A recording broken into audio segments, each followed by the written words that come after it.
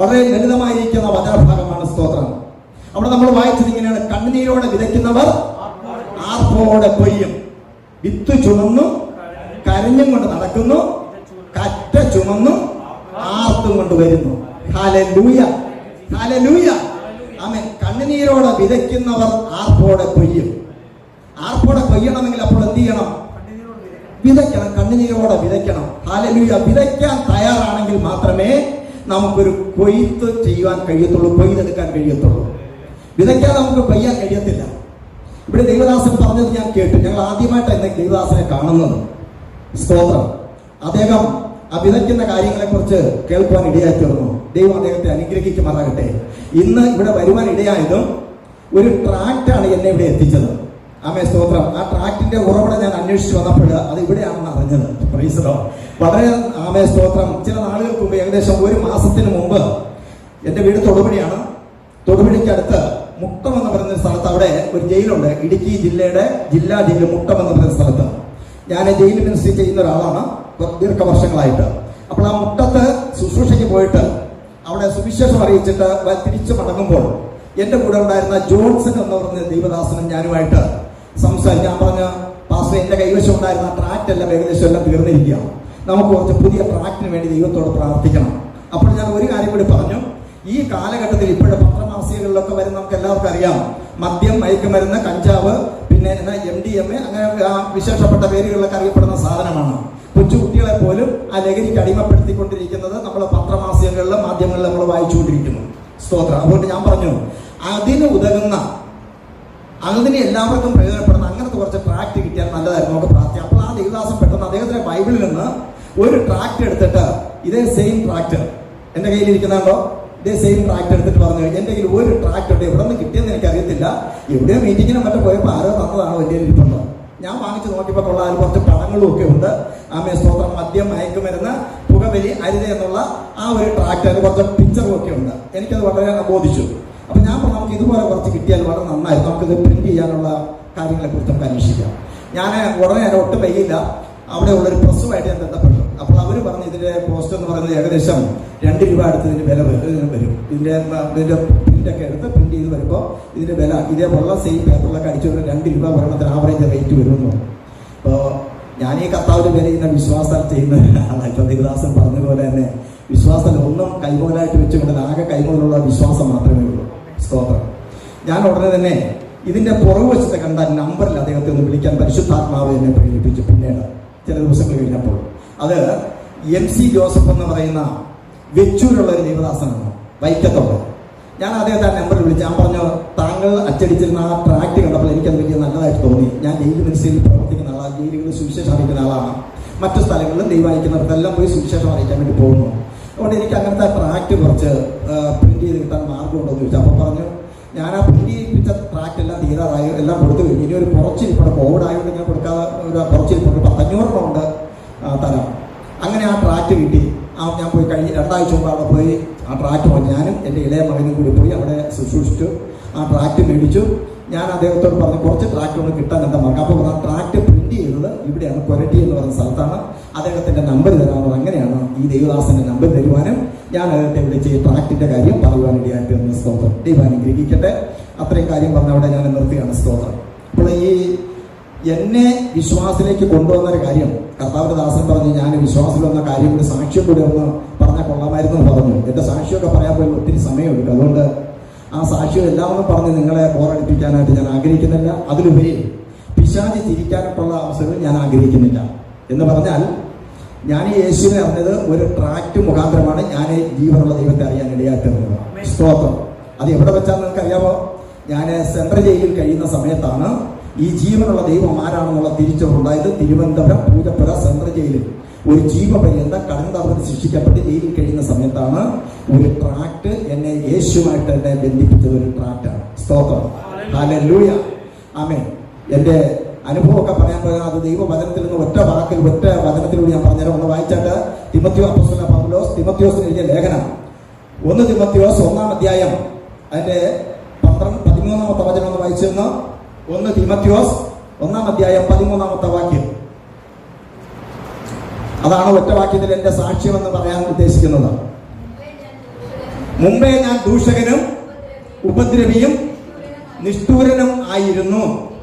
എങ്കിലും അവിശ്വാസത്താൽ അറിയാതെ ചെയ്തതാകൊണ്ട് കരുണ ലഭിച്ചു. അതിന് എന്റെ 12ാമത്തെ വാക്യം വെച്ചാൽ തൊട്ട് മുകളിലത്തെ വാക്യം, എനിക്ക് ശക്തി നൽകിയ ക്രിസ്തു യേശു എന്ന നമ്മുടെ കർത്താവ് എന്നെ വിശ്വസ്തനെണ്ണി ശുശ്രൂഷയ്ക്കാക്കിയത് കൊണ്ട് ഞാൻ അവനെ സ്തുതിക്കുന്നു. കരങ്ങൾ ഉയർത്തി നല്ലൊരു ആമേൻ പറയാമോ?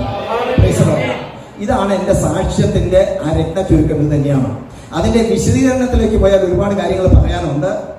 വിശ്വാസത്തിൽ വരുന്നതിന് മുമ്പ്, യേശുവിനെ അറിയുന്നതിന് മുമ്പ് ജീവിച്ച കാലഘട്ടമൊന്നും ഞാൻ വിശദീകരിക്കാൻ ഒട്ടും ആഗ്രഹിക്കുന്നില്ല. കാരണം അന്ന് പിശാചിന്റെ കയ്യിൽ നല്ലൊരു ആയുധമായിരുന്നു. ആ പിശാചിന്റെ കയ്യിൽ ആയുധമായിരുന്ന സമയത്ത് ചെയ്തതായ ചീഞ്ഞ് നാറുന്ന കാര്യങ്ങൾ പറഞ്ഞ് പിശാചിനെ ഇപ്പോൾ കൈകൊട്ടിച്ചിരിക്കുവാനല്ല, എന്നാൽ കാൽവരി ക്രൂസിൽ എനിക്ക് വേണ്ടി മരിച്ച് അടക്കപ്പെട്ട് 3-ാം നാൾ ഉയർത്തെഴുന്നേറ്റ് ഇന്ന് ജീവിക്കുന്ന യേശുവിനെ ഉയർത്തുവാനാണ് ഞാൻ ആഗ്രഹിക്കുന്നത്. ഹല്ലേലൂയ. അറിയായ്മയുടെ കാലത്ത് പിശാചിന്റെ കയ്യിൽ ഒരു വലിയ ആയുധമായിരുന്നു.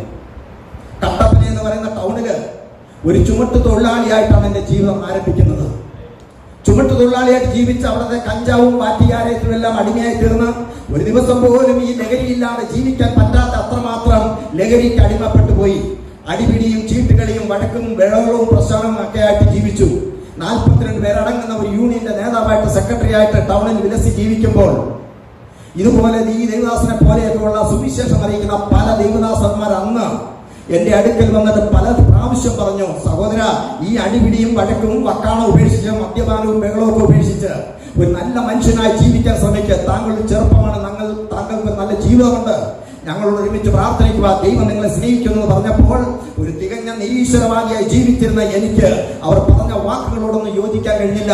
അതെല്ലാം പുറംകാലം കൊണ്ട് തട്ടിക്കളഞ്ഞ് അവരെയൊക്കെ അസഭ്യ വാക്കുകൾ പറഞ്ഞ് മടക്കി അയക്കുവാൻ ഇടയായിത്തീർന്നു.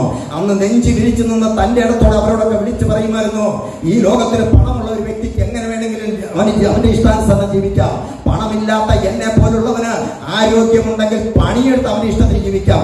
ഒരു ദൈവത്തിന്റെയും ആവശ്യമില്ലെന്ന് അന്ന് തന്റെ ഇടത്തോടെ ചങ്കൂറ്റത്തോടെ അവരുടെയൊക്കെ മുഖത്ത് നോക്കി പറയുമായിരുന്നു. ഞാനൊരു നിരീശ്വരവാദി തീർന്ന ദൈവം ഇല്ലാത്തതുകൊണ്ടൊന്നും ആയിരുന്നില്ല. ആമേൻ. ഒരുപാട് ദൈവങ്ങൾ ഉണ്ടായിരുന്നു. ഞങ്ങളുടെ കുടുംബത്തിൽ തന്നെ അനവധി ദൈവങ്ങൾ, 33 ദൈവങ്ങളൊക്കെ സേവിച്ചിരുന്ന ഒരു കുടുംബത്തിലും സ്വന്തമായ ക്ഷേത്രവും വെച്ചുപൂജയും സർപ്പക്കാവും ഒക്കെ ഉണ്ടായിരുന്ന കുടുംബത്തിൽ നിന്നാണ് ദൈവം ഇല്ല എന്ന് പറഞ്ഞൊരു വിശ്വാസത്തിലേക്ക് നിരീശ്വരവാദിയായിട്ട് ജീവിച്ചത്. അങ്ങനെ മദ്യത്തിനും കഞ്ചാവിനും മയക്കുമരുന്നിനൊക്കെ അടിമയായി ജീവിച്ചിരുന്ന കാലത്ത് ഈ ദൈവദാസന്മാരുടെ വാക്ക് ധിക്കരിച്ച്, മാതാപിതാക്കളുടെ വാക്കനുസരിക്കാതെ ആർക്കും വഴങ്ങാത്തവനായിട്ട് ആ ടൗണിൽ ഒരു എന്താ പറയാ, അവിടുത്തെ ഒരു കൂലി തല്ലുകാരനെ പോലെ, അല്ലെങ്കിൽ ആ സിറ്റി മുഴുവൻ അടക്കി വാഴുന്ന ഒരവസ്ഥയിൽ ജീവിച്ചിരുന്ന സമയത്താണ് ഒരു കൊലക്കേസിൽ പ്രതിയായിട്ട് ആദ്യം മൂവാറ്റുപുഴ സബ് ജയിലിലും തുടർന്ന് ജീവപര്യന്തം കടന്നു തകർന്ന് ശിക്ഷിക്കപ്പെട്ട് തിരുവനന്തപുരം സെൻട്രൽ ജയിലിലേക്ക് കടന്നു ചെല്ലുന്നത്. അവിടെ ചെന്നിട്ടും സ്വസ്ഥതയില്ല, സമാധാനമില്ല.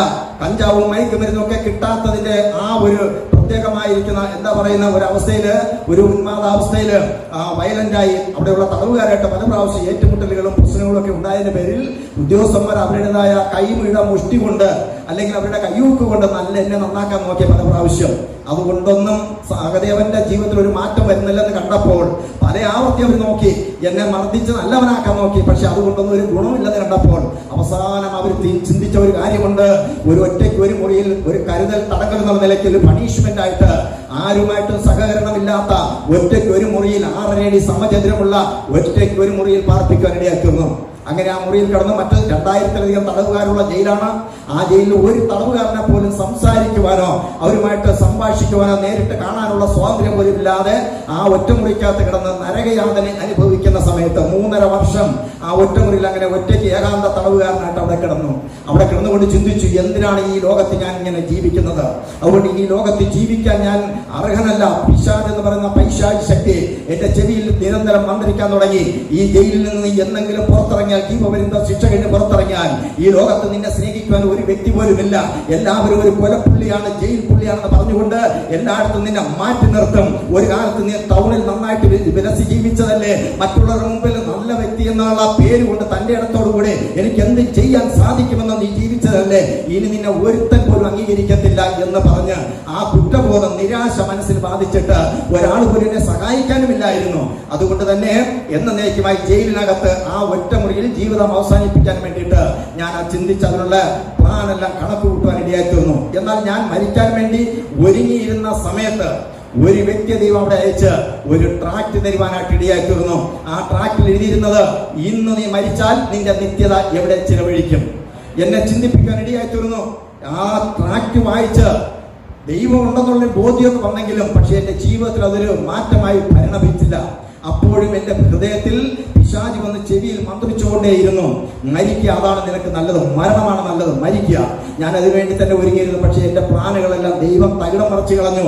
ദൈവത്തിന് എന്നെ കുറിച്ച് പണ്ട് ഞാൻ ജനിക്കുന്നതിന് മുമ്പ് എന്നെ കുറിച്ച് ലോക സ്ഥാപനത്തിന് മുമ്പേ കർത്താവിനൊരു പദ്ധതി ഉള്ളതുകൊണ്ട് പിശാചിന്റെ പദ്ധതി കേൾപ്പിച്ചു കൊടുത്തില്ല, അല്ലെങ്കിൽ മരണത്തിന് വിട്ടുകൊടുക്കാതെ വണ്ണം ദൈവം എന്നെ ആ മരണത്തിൽ നിന്ന് ദൈവം രക്ഷിക്കുവാനിടയായി തീർന്നു.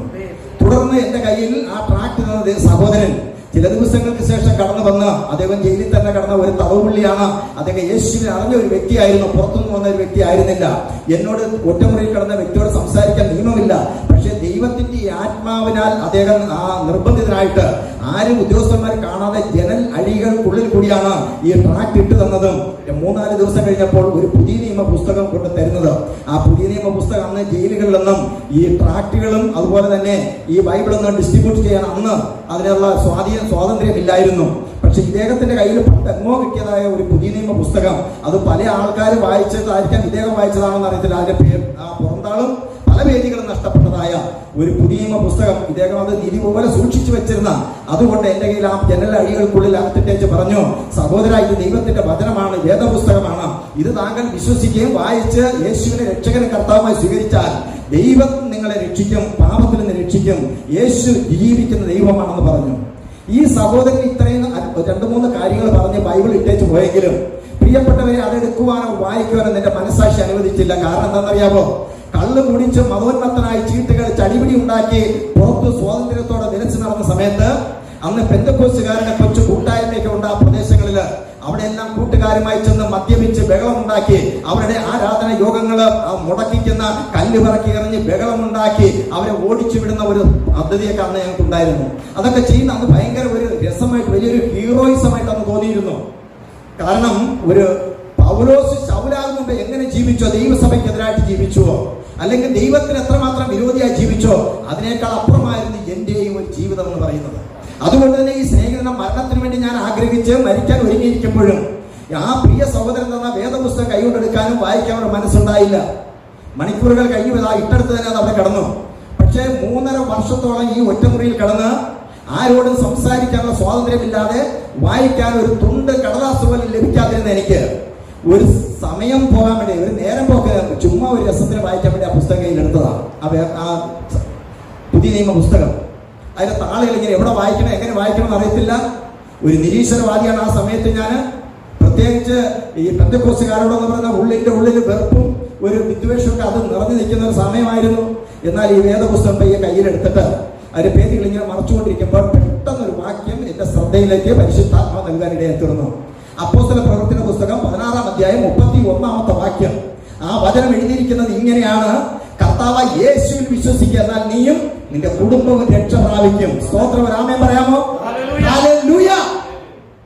പരിശുദ്ധാത്മാവിന്റെ ഹൃദയത്തോട് ഇടപെടാൻ തുടങ്ങി. കർത്താവ് യേശുവിൽ വിശ്വസിക്കുന്ന നീയും നിന്റെ കുടുംബവും രക്ഷ പ്രാപിക്കും. അതിനു മുമ്പ് ഒരുപാട്, ഞാൻ ആദ്യം പറഞ്ഞല്ലോ, ഒത്തിരി വിശ്വാസങ്ങൾ ഉണ്ടായിരുന്നു.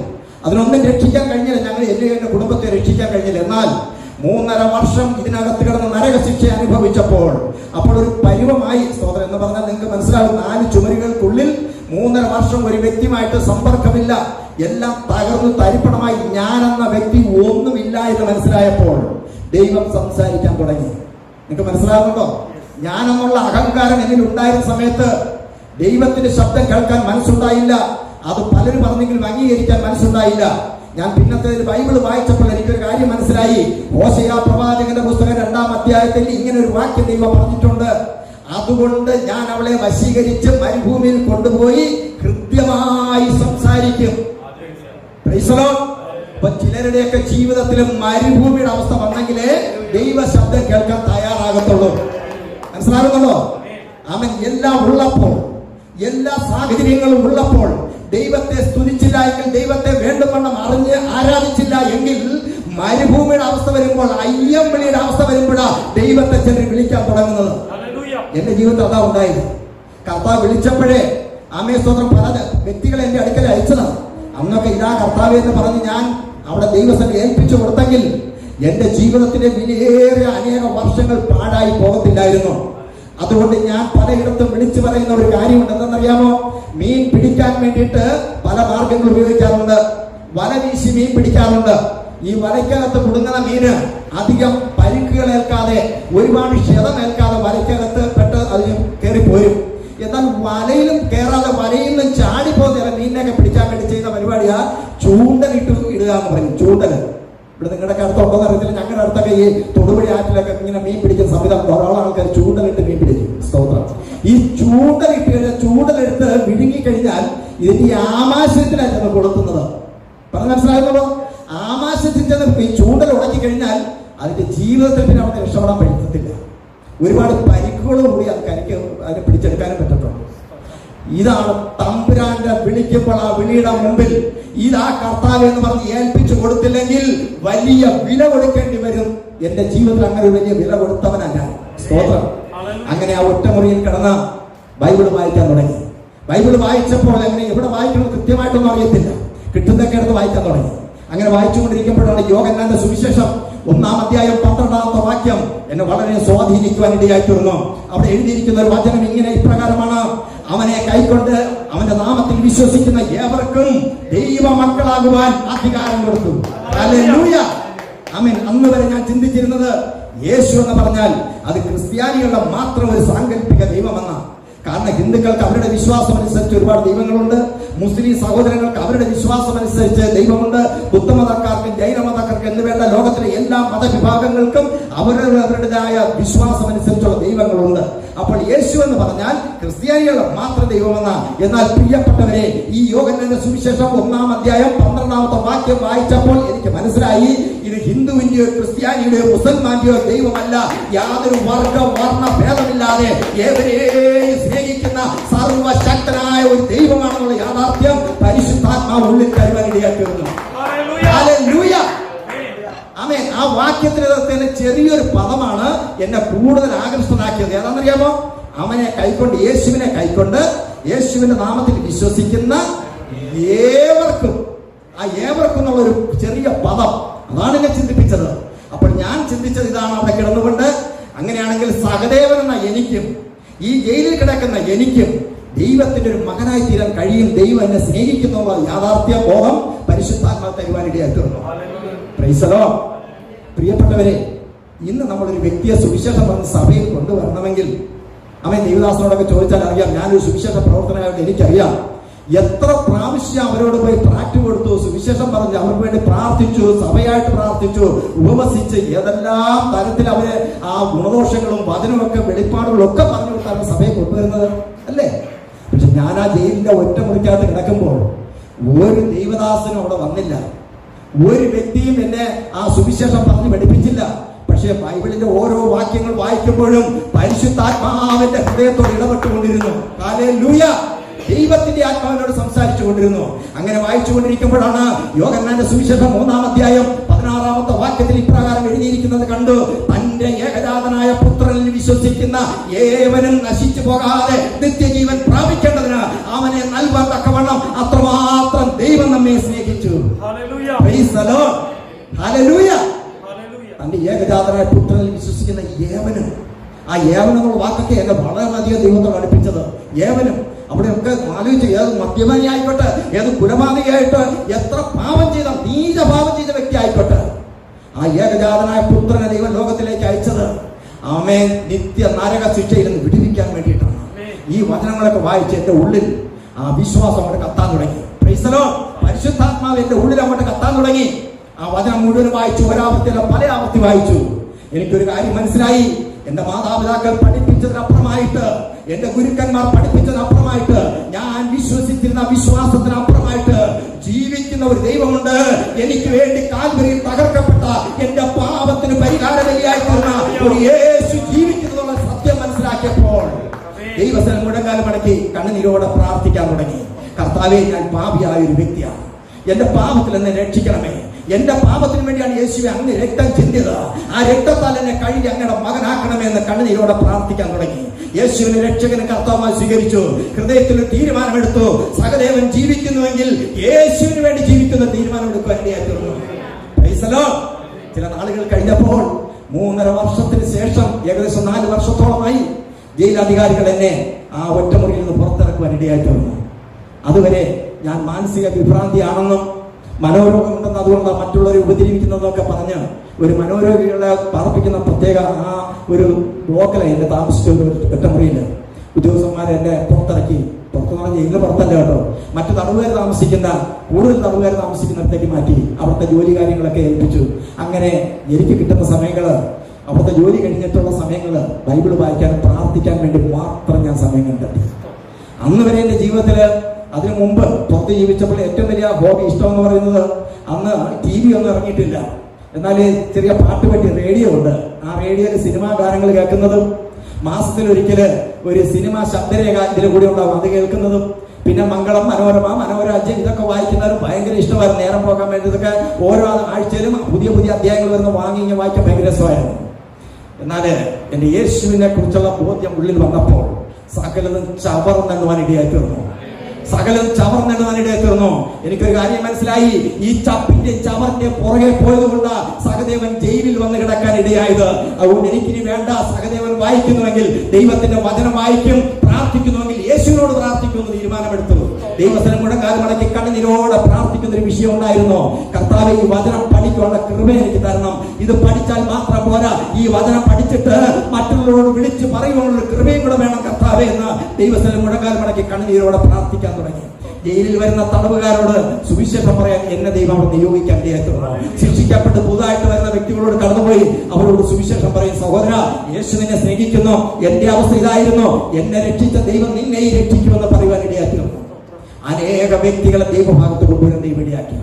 ഇന്ന് പകലിൽ ഇവിടെ ഇരിക്കുന്ന പ്രിയപ്പെട്ടവരോട് ഞാൻ ചോദിക്കുക, നിങ്ങൾ വിശ്വാസത്തിൽ വന്നിട്ട് എത്ര വർഷങ്ങളായി? 1 വർഷം, 2 വർഷം, 5 വർഷം, 10 വർഷം, 20 വർഷം, അങ്ങനെ ഒരുപാട് വർഷങ്ങൾ പറയാനുണ്ട് അല്ലേ? എത്ര പേരോട് ഞാൻ ആത്മാർത്ഥം ചോദിക്കാം, സുവിശേഷം അറിയിക്കുന്നുണ്ട് നിങ്ങൾ? ആമേ. നാം വന്ന് ദൈവസന്നിധിയിൽ വന്ന് ഞായറാഴ്ച ആയിക്കോട്ടെ, വെള്ളിയാഴ്ച ആയിക്കോട്ടെ, ഇട ദിവസങ്ങളിൽ വന്ന് ദൈവത്തെ ആരാധിച്ച് നമ്മള് സ്തോത്രം പറഞ്ഞ് ഹല്ലേലൂയ പറഞ്ഞ് വേണേ കുറച്ച് അന്യഭാഷ പറഞ്ഞിട്ട് നമ്മൾ മടങ്ങിപ്പോകുന്നു. പക്ഷെ നമ്മുടെ കൂടെയുള്ള, നമ്മൾ നമ്മളോട് സഹകരിക്കുന്ന, നമ്മളോട് വണ്ടിയിൽ യാത്ര ചെയ്യുന്ന, നമ്മളോട് ഒരുമിച്ച് ഓഫീസിൽ ജോലി ചെയ്യുന്ന, നമ്മുടെ അയൽപക്കത്തുള്ള വ്യക്തികളോട്, നമ്മുടെ ബന്ധുജനങ്ങളോട്, ചാർച്ചക്കാരോട്, എത്ര പേരോട് വ്യക്തിപരമായി സുവിശേഷം അറിയിക്കാൻ നമുക്ക് പറ്റുന്നുണ്ട്? കഴിഞ്ഞിട്ടുണ്ട് ഇന്ന് വരെ? ഇല്ല എങ്കിൽ ഇന്നൊരു തീരുമാനം എടുക്കണം കേട്ടോ. ഇന്നൊരു തീരുമാനം എടുക്കണം. കാരണം നമ്മോട് കണക്ക് ചോദിക്കുന്ന ഒരു ദിവസമുണ്ട്. തമ്പുരാൻ കണക്ക് ചോദിക്കുന്ന ഒരു ദിവസമുണ്ട്. അറിഞ്ഞില്ല എന്ന് പറയാൻ പറ്റത്തില്ല. ഇത് ഞാൻ വെറും വാക്കല്ല പറയുന്നത്, ദൈവവചനത്തിന്റെ അടിസ്ഥാനത്തിലാണ് വിളിച്ചു പറയുന്നത്. വായിച്ചാട്ട് ഹല്ലേലൂയ. സദൃശവാക്യങ്ങൾ 24-ാം അധ്യായം എടുത്താട്ട് 10ഉം 11ഉം വാക്യം വായിച്ചാട്ട്. സദൃശവാക്യങ്ങൾ 24-ാം അധ്യായത്തിന്റെ 10ഉം 11ഉം വാക്യങ്ങൾ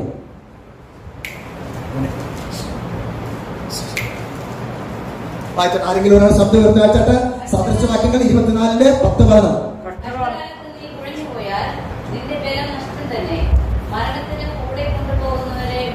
അവിടെ മുതൽ വായിച്ചാൽ മതി. മരണത്തിന് കൊണ്ടുപോകുന്നവരെ വിടുവിക്കുക, കൊലയ്ക്കായി വിറച്ചു പോകുന്നവരെ രക്ഷിക്കുവാൻ നോക്കുക. അടുത്ത വാക്യം, ഞങ്ങൾ അറിഞ്ഞില്ലല്ലോ എന്ന് നീ പറഞ്ഞാൽ ഹൃദയങ്ങളെ തൂക്കി നോക്കുന്നവൻ ഗ്രഹിക്കുകയില്ലയോ? നിന്റെ പ്രാണനെ കാക്കുന്നവൻ അറിയുകയില്ലയോ? മതി. സ്തോത്രം. അവിടെ എന്താ പരിശുദ്ധാത്മാവ് പറഞ്ഞിരിക്കുന്നത്? മരണത്തിന് കൊണ്ടുപോകുന്നവരെ വിടുവിക്കുക, കുലയ്ക്കായി വിറച്ചു പോകുന്നവരെ രക്ഷിപ്പാൻ നോക്കുക.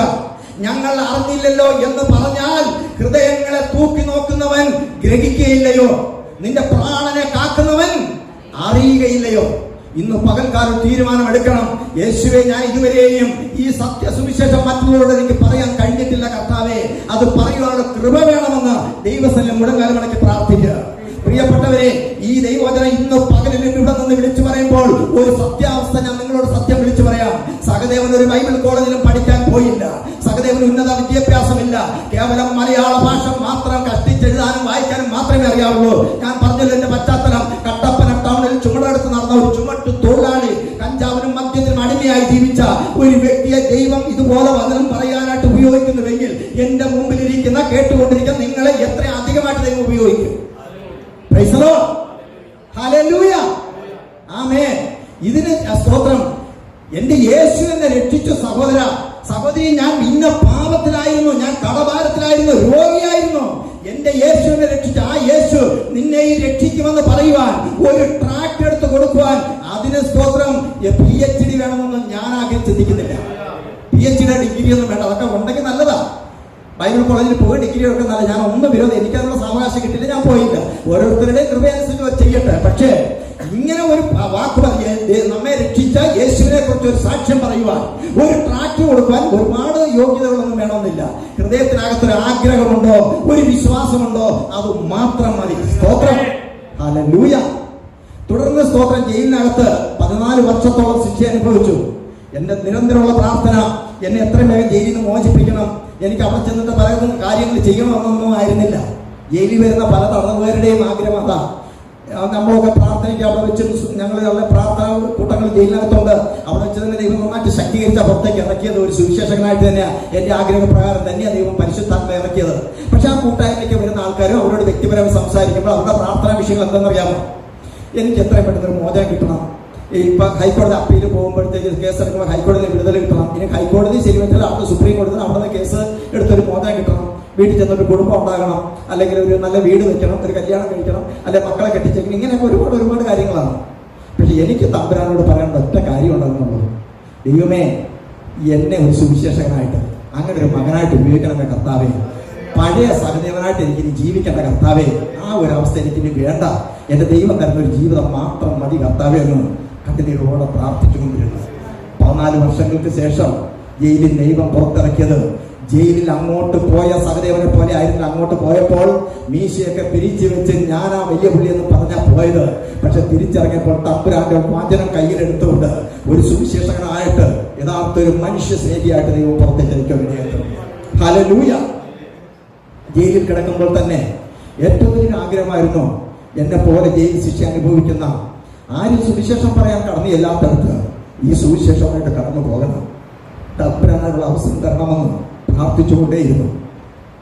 1999 ഞാൻ ജയിൽ ശിക്ഷ കഴിഞ്ഞ് പുറത്തിറങ്ങുന്നത്. 99 അവസാനത്തില്. ഇപ്പോൾ ഏകദേശം 22 വർഷം കഴിഞ്ഞ് ഈ സുവിശേഷ പ്രവർത്തനം തുടങ്ങിയിട്ട് കേരളത്തിലെ ജയിലുകളിൽ പോയി സുവിശേഷം അറിയിക്കുവാൻ അധികാരികൾ അനുവാദത്തിന് വേണ്ടി എത്തുന്നു. പോലീസ് ഡിപ്പാർട്ട്മെന്റിൽ നിന്ന് DGPയുടെ ഓർഡർ. ഈ കഴിഞ്ഞ കോവിഡിന്റെ സമയത്ത് മാത്രം അത് പുതുക്കി കിട്ടിയില്ല. കോവിഡ് ആയതുകൊണ്ട് ഇപ്പോൾ വീണ്ടും പുതുക്കി കിട്ടി. ജയിലുകളിൽ പോയി സുവിശേഷം, ഇന്നലെയും പൊൻകുന്ന ജയിലിൽ ദൈവത്തിന് കൃപയാൽ പോയി സുവിശേഷം അറിയിച്ച് അവിടെ അനേകരെ കർത്താവിനെ, രക്ഷകനെ കർത്താവിനെ സ്വീകരിക്കുന്നതിന്റെ സ്വന്തം കണ്ണാൽ കാണുവാനിടയായിട്ട്. പ്രിയപ്പെട്ടവർ, നിങ്ങൾ ജയിലുകളിൽ കഴിയുന്ന വ്യക്തികളെ തള്ളിക്കളയരുത്. അവർക്ക് വേണ്ടി പ്രാർത്ഥിക്കണം. ദൈവത്തിന്റെ ആത്മാവരെ തൊട്ട് കഴിഞ്ഞാൽ, അവരെ ഉപയോഗിക്കാൻ തുടങ്ങിയാൽ നമ്മൾ കാണുന്ന നിലയിലൊന്നും ആയിരിക്കില്ല. എനിക്ക് നല്ല ബോധ്യമുണ്ട്. ഞാനൊക്കെ ജയിലിൽ കഴിയുന്ന വിശ്വാസത്തിലേക്ക് ഇറങ്ങിയ സമയത്ത് എന്നോടൊപ്പം വിശ്വാസത്തിൽ വന്ന ഒരുപാട് വ്യക്തികളുണ്ട്. ദൈവം ശക്തമായ നിലയിൽ അവരെയൊക്കെ ഉപയോഗിക്കുന്നുണ്ട്. അതിലൊരാളാണ് മദ്രാസിലെന്ന് അറിയപ്പെടുന്ന റെനി ജോർജ്. ഒരുപക്ഷെ ദൈവദാസനെ അറിയാതിരിക്കും, ബാംഗ്ലൂരിൽ അദ്ദേഹം ഇപ്പൊ താമസിക്കുന്നത്. അതുപോലെ തന്നെ എത്രയോ വ്യക്തികൾ, ഒരുപാട് വ്യക്തികൾ, ആലപ്പുഴക്കാരൻ ഒരു ജോസഫ് മാത്യു, തിരുവനന്തപുരത്തുള്ള ഒരു നെൽസൺ, അദ്ദേഹം IPCയുടെ അവിടുത്തെ ഒരു പാസ്റ്റർ. സ്തോത്രം. അങ്ങനെ വിവിധ നിലകളിൽ ദൈവം ഉപയോഗിക്കുന്ന പാസ്റ്റർമാരായിട്ടും സുവിശേഷകരായിട്ടും ഒക്കെ. ഞാനൊരു പാസ്റ്ററായിട്ട് ഒരിക്കലും ഞാനൊരു ചുമതല എടുത്തില്ല. എന്നെ അന്ന് ഞാൻ ഈ വിശ്വാസത്തിലേക്ക് വലിയ പുറത്തിറങ്ങി കഴിഞ്ഞാൽ ഈ സുവിശേഷ പ്രവർത്തനവും പ്രസംഗമൊക്കെ ആയിട്ട് പലർക്കും പോയപ്പോൾ പല സഭകളിലും പല ദൈവദാസൻ പറഞ്ഞ ഒരു സഭയുടെ ചുമതല ഏൽക്കുക. ഞാൻ പറഞ്ഞു, എനിക്ക് അങ്ങനെ ദൈവം എന്നോട് പറഞ്ഞിട്ടില്ല. ദൈവത്തിന് വിളിയില്ലാതെ ഒരു ദൈവദാസൻ പറഞ്ഞെന്ന് പറഞ്ഞ് ഞാൻ ഒരിക്കലും അത് ഏൽക്കത്തില്ല. കാരണം എന്നെ ഒരു സുവിശേഷകനായിട്ടാണ് ദൈവം വിളിച്ചെങ്കിൽ ആ ഒരു അവസാനം വരെ എനിക്ക് അത് മാത്രം മതി. ആമേൻ.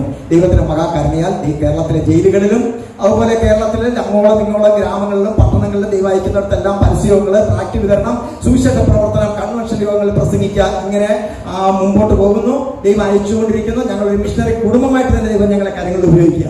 ആമേൻ. സ്തോത്രം. കുടുംബത്തെ കുറിച്ച് പറഞ്ഞില്ല, അതും കൂടെ പറഞ്ഞിട്ട് സാക്ഷ്യത്തിൽ നിന്ന് ആമേൻ ആ ഭാഗം വിടാൻ ആഗ്രഹിക്കുക. സ്തോത്ര. സമയം മുന്നോട്ട് പോയതുകൊണ്ടാണ്. ആമേൻ. ഭാര്യയുണ്ട്, സന്തോഷവതിയായ എന്നെ സ്നേഹിക്കുന്ന നല്ലൊരു ഭാര്യയുണ്ട്. 2 ആൺമക്കളെ ദൈവം തന്നു. മൂത്ത മകൻ വിവാഹിതനാണ്, 2 വയസ്സ് പ്രായമുള്ള മോള്, നാളെ 2 വയസ്സ് തികയുന്ന ഒരു കൊച്ചു മോളുണ്ട്.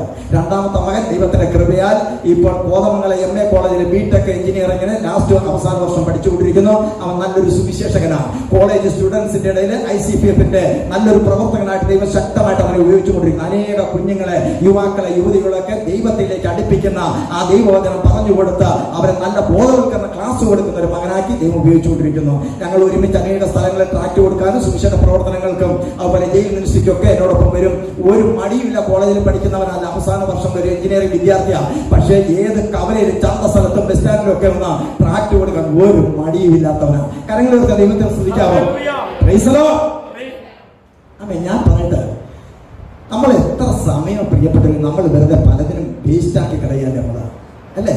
നമ്മൾ വെറുതെ വേസ്റ്റാക്കി കളയല്ലേ? നിസ്സാർ നമ്മുടെ കയ്യിലിരിക്കുന്ന ഈ സ്മാർട്ട് ഫോൺ, ഞാൻ ഇപ്പൊ എന്റെ ഈ ട്രാക്കിനകത്തില്ല, പക്ഷേ ദേവദാസ് തരാൻ പോകുന്നതിനകത്ത് സ്മാർട്ട് ഫോണും കൂടെ അതിനകത്ത് ബന്ധപ്പെടുത്തിയിട്ടുണ്ടെന്ന് എനിക്ക് തോന്നുന്നത് അല്ലേ? അതിനകത്തൊക്കെ പറഞ്ഞിരിക്കുന്ന ഓരോ കാര്യങ്ങളൊക്കെ ഞാനത് വായിച്ചിട്ടില്ല. ഈ സ്മാർട്ട് ഫോൺ നല്ലത്, എൻ്റെ കയ്യിലും ഉണ്ട്, ഇതുണ്ടോ സ്മാർട്ട് ഫോണാണ് ഇരിക്കുന്നത്.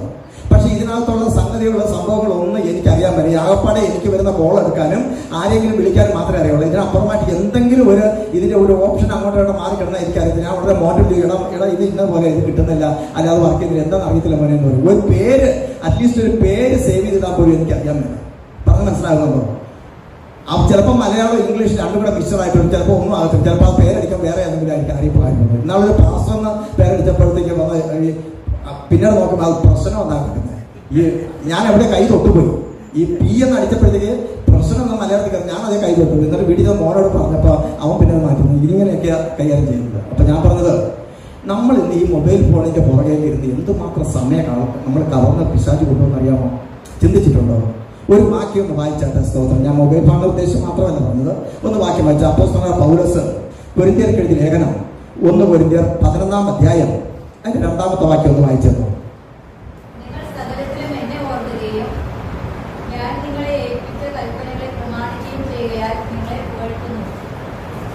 അതല്ല ഞാൻ ഉദ്ദേശിച്ചതല്ല. 2 കൊരിന്ത്യർ ഒന്ന് വായിച്ചെന്നോ. 2 കൊരിന്ത്യർ 11:2 ഒന്ന് വായിച്ചെന്നോ.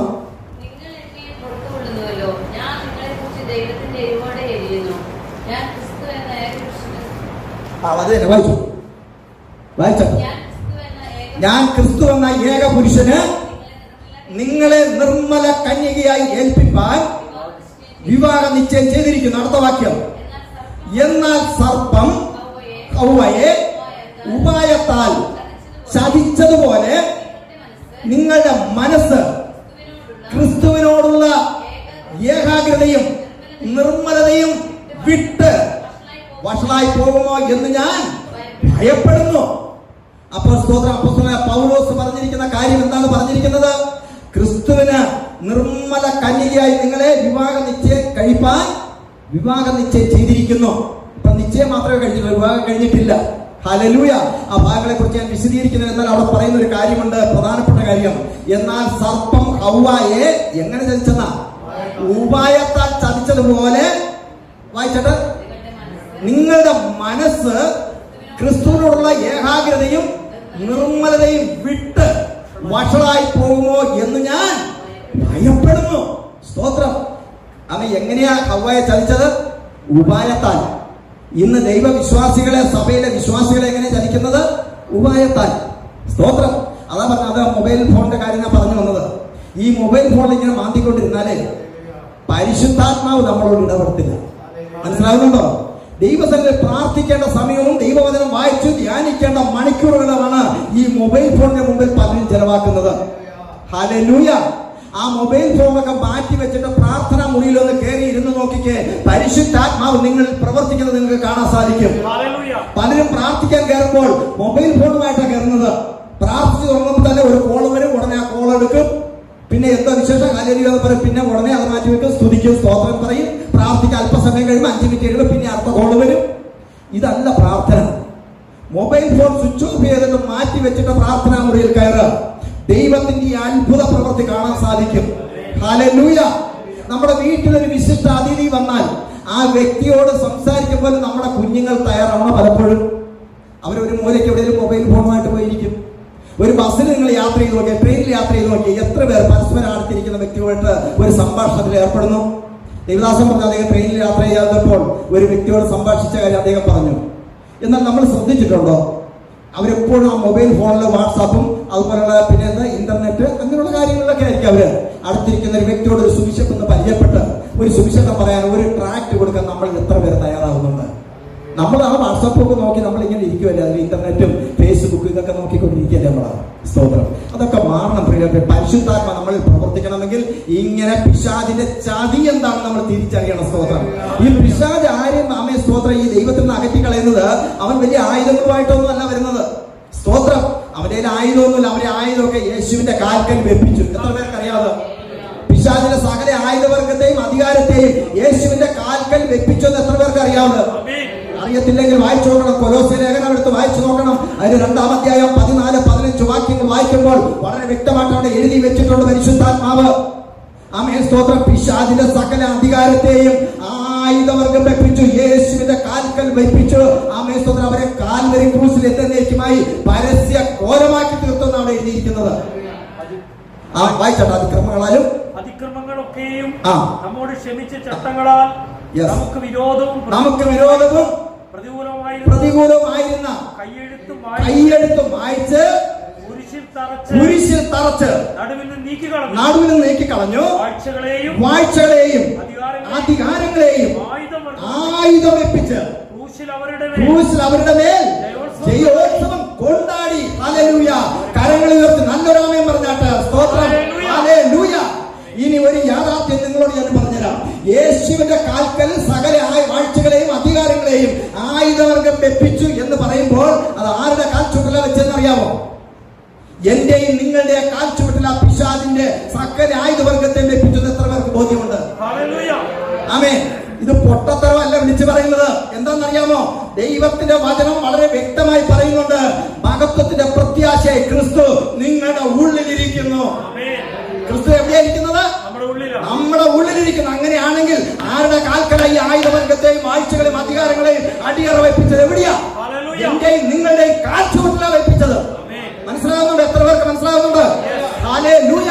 യേശുവിന്റെ കാൽക്കൽ വെപ്പിച്ചെന്ന് പറയുമ്പോൾ യേശു എന്റെയും നിങ്ങളുടെയും ഉള്ളിൽ ഉണ്ടെങ്കിൽ ആമേൻ സ്തോത്രം നമ്മുടെ കാൽച്ചുവട്ടില പിശാച്. അതുകൊണ്ടാണ് സ്തോത്രം ആമേൻ ലൂക്കോസിന്റെ സുവിശേഷം 10:19 ഇങ്ങനെ പറഞ്ഞിരിക്കുന്നത്. യേശു പറഞ്ഞത് പാമ്പുകളെയും തേളുകളെയും ശത്രുവിന്റെ സകല ബലത്തെയും ചവിട്ടുവാൻ ഞാൻ നിങ്ങൾക്ക് അധികാരം തരുന്നു. ഒന്നും ഒരിക്കലും നിങ്ങൾക്ക് ഒരു ദോഷവും വരുത്തുകയില്ല. ആമേൻ. ഹല്ലേലൂയ. ഇന്ന് പിശാചിനെ കേൾക്കുമ്പോൾ പലർക്കും പേടിയാണ്, പലർക്കും ഭയമാണ്. ഹല്ലേലൂയ. പക്ഷെ അവന്റെ സകല ആയുധവർഗത്തെ വെപ്പിച്ച് സകല വാഴ്ചകളെയും അധികാരങ്ങളെയും നമ്മുടെ കാൽക്കൽ വെപ്പിച്ചിരിക്കുക. അവൻ നമ്മുടെ കാൽ കീഴിലല്ല. അതുകൊണ്ട് ധൈര്യത്തോടെ വിളിച്ചു പറയണം, ഹേ ദുഷ്ട പിശാചേ, നീ എന്റെ തലയിലോ എന്റെ തോളിലല്ല, നീ എന്റെ കാൽ കീഴിലാണ്. സ്തോത്രം. എന്നെ ചവിട്ടി മെതിക്കുള്ള അധികാരം ദൈവം എനിക്ക് തന്നിരിക്കുന്നത്. അതുകൊണ്ട് ആ ദേവദാസൻ പറഞ്ഞ ഓർക്കുന്നുണ്ടോ? ഒരു മല്ലനായ ഗോലിയത്ത് ആമൻ ആയുധങ്ങളുമായിട്ട് നിൽക്കുമ്പോൾ ഒരു കൊച്ചു പയ്യൻ ചെന്നിട്ട് അവനെ നിസ്സാരനെ പോലെ അവനെ വീഴ്ത്തി കളഞ്ഞ് അവനെ കൊന്നു പോലെ വിളിച്ചത്. എന്താണെന്നറിയോ? അവന്റെ ഉള്ളിലുള്ള അഭിഷേകമാണ്. അവന്റെ ഉള്ളിലുള്ള അഭിഷേകമാണ്. സ്തോത്രം. അല്ലാതെ ആളിന്റെ വലുപ്പമല്ല. അവന്റെ കയ്യിലുണ്ടായിരുന്ന ആയുധത്തിന്റെ ശേഖരം കൊണ്ടല്ല. ഹല്ലേലൂയ. അവന്റെ അകത്തെ വിശ്വാസവും ആ അഭിഷേകവുമാണ്. സ്തോത്രം. ഹല്ലേലൂയ. ആ വിശ്വാസം നിങ്ങളുടെ ഉള്ളിലുണ്ടോ? ആമേൻ. ഒരു പിശാചിന് നിങ്ങളെ തകർക്കാൻ കഴിയത്തില്ല. ഒരു പിശാചിന് നിങ്ങളെ തൊടുവാൻ, തലമുറകളെ തൊടുവാൻ അനുവദിക്കത്തില്ല. ഹല്ലേലൂയ. ആദ്യം നമ്മൾ ആരാണെന്നുള്ള ബോധ്യം നമുക്ക് വേണം. ഞാൻ ആരാണെന്നുള്ള വിശ്വാസം ബോധ്യം നമ്മുടെ ഉള്ളിൽ വേണം. അതില്ലാത്തതുകൊണ്ടാണ് പലപ്പോഴും ഭയപ്പെട്ടു പോകുന്നത്. പിശാച് മനുഷ്യരെ ഭയപ്പെടുത്തുക ചെയ്യുന്നത്. അവനെ ഭയപ്പെടുത്തി ഉപായത്തിലൂടെ ചതിയിലൂടെ ദൈവത്തിൽ നിന്ന് അകറ്റി കളയുക ചെയ്യുന്നത്. അതുകൊണ്ടാണ് പറഞ്ഞത്, നിങ്ങൾ പിശാചിന്റെ തന്ത്രങ്ങളെ അറിയാത്തവരല്ലല്ലോ. എഫേസ്യ ലേഖനം 6:11 വായിച്ചാൽ അറിയാം. പിശാചിന്റെ തന്ത്രങ്ങളോട് എതിർത്ത് നിൽപ്പാൻ കഴിയേണ്ടതിന് ദൈവത്തിന്റെ സർവായുധവർഗം എടുത്തുകൊള്ളുവീൻ. അപ്പോൾ അവൻ തന്ത്രങ്ങളാ ഉപയോഗിക്കുന്നത്. തന്ത്രപരമായിട്ടാ അവൻ നമ്മുടെ വിശ്വാസം തള്ളിക്കളയാൻ അവൻ അധികാരം നടത്തുന്നത്. മറ്റുള്ളവരോട് പ്രശ്നമില്ല, സഭയിലെ ദൈവമക്കളോട് അവരെ ഈ പ്രശ്നം പോരാട്ടമുള്ളത്. അവരെ എങ്ങനെയാലും വിശ്വാസത്തിൽ നിന്ന് പുറകോട്ട് വലിക്കുക. മറ്റുള്ളവരൊക്കെ ഓൾറെഡി അവരുടെ പോക്കറ്റിലാണല്ലോ, അപ്പൊ പിന്നെ അവരോട് പോരാട്ടമില്ല. അതുകൊണ്ടാണ് യേശുവിന്റെ അടുക്കലാണ് വന്നിട്ട് പറഞ്ഞത്, ഒരു മലയുടെ മുകളിൽ കൊണ്ടുവന്നിട്ട് നിമിഷ നേരം കൊണ്ട് ഈ ലോകത്തെയും അതിലുള്ള സകലത്തെയും കാണിച്ചിട്ട് പറഞ്ഞത്, നീ എന്നെ ഒന്ന് വീട് നമസ്കരിച്ചാൽ മതി, ഈ കാണുന്നതെല്ലാം ഞാൻ നിനക്ക് തരാമെന്ന് പറഞ്ഞത്. മനസ്സിലാകുന്നുണ്ടോ? അപ്പൊ അവനെ ഒന്ന് നമസ്കരിക്കാമെങ്കിൽ കിട്ടും. മറ്റുള്ളവരെല്ലാം അവന് നമസ്കരിക്കുന്നവർക്ക് അതൊക്കെ ഒരു കുഴപ്പമില്ല. പക്ഷെ നിന്റെ ഈ ഉള്ളിലുള്ള അകത്തിരിക്കുന്ന ശക്തി എന്താണെന്ന് തിരിച്ചറിയുന്നത് കൊണ്ട് നിനക്ക് പോരാട്ടമുള്ളത്. സ്തോത്രം. അതുകൊണ്ടാണ് നിന്നോട് എതിർപ്പ് വരുന്നത്. മനസ്സിലാകുന്നുണ്ടോ? ഒരു പ്രശ്നവും നിനക്കില്ല എങ്കിൽ നീ ദൈവസന്നിധിയിൽ വന്നിട്ട് നിനക്കൊരു പ്രശ്നമില്ലെന്ന് മനസ്സിലാക്കണം. എന്തോ പ്രശ്നം നിനക്കുണ്ടോ? നിന്റെ ജീവിതത്തിലെ പ്രശ്നങ്ങൾ ആഞ്ഞടിക്കുന്നതിൽ ഓർത്തോണം, നിന്നൊരു അഭിഷേകത്തിന്റെ ശക്തിയുണ്ട്. അത് നന്നായിട്ട് മനസ്സിലാക്കുന്ന പിശാചാണ് നിന്നോട് പോരാടിക്കൊണ്ടിരിക്കുന്നത്. ഹല്ലേലൂയ, ആമേൻ. ദൈവത്തിന്റെ ഈ അഭിഷേകം ചുമക്കുന്ന വ്യക്തിയോട് പോരാട്ടമുണ്ട്. ഒരു മോശയെ ദൈവം ഉപയോഗിക്കുമെന്ന് അറിയാമായിരുന്നുകൊണ്ട് ആ കുഞ്ഞ് ജനിക്കുന്നതിന് മുമ്പ് കൽപ്പന വന്നെന്തെന്ന 2 വയസ്സായ എല്ലാ കുഞ്ഞുങ്ങളെയും നദിയിൽ എറിഞ്ഞു കളയണം. ദൈവത്തിന് പ്രയോജനപ്പെടുമെന്ന് കണ്ട ഒരു ഹാബേലിനെ അവന്റെ സ്വന്തം സഹോദരൻ കയ്യിൽ അവനെ കൊന്നുകളയുവാൻ ഇടയായി തീർന്നു.